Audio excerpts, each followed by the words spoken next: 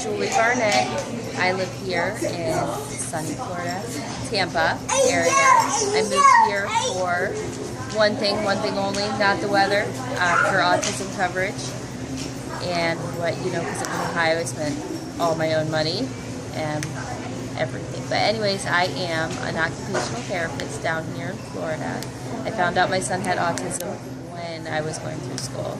And it was Autism Day at school. And that's how I found out my son had autism at 16 months old. He just turned 7, and we got him Disney World tickets. So I went to Disney World. He is very severe, level 3 severe.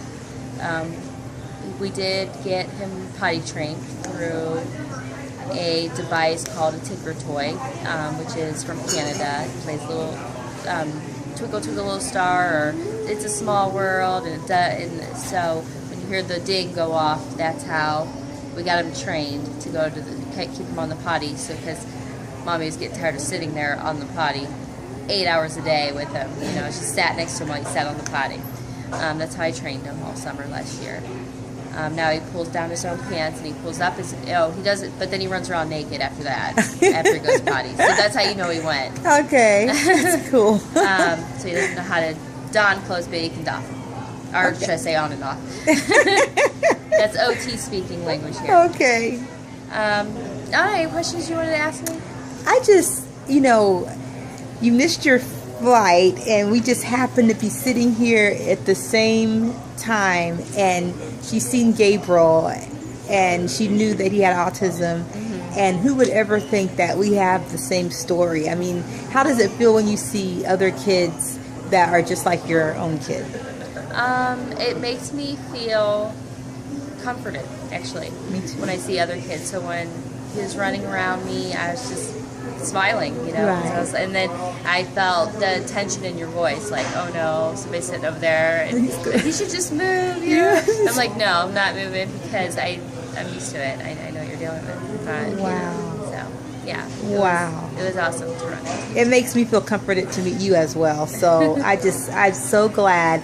I mean, everything that we've been talking about, it's like, oh my gosh, her son loves balls, and yes. Her son plays with balls all day. He doesn't balances them in his hand like this all day long. Wow. Just sees how many times he can hold it in his hand, Don't know if he's counting in his head because he's nonverbal, but it looks like it.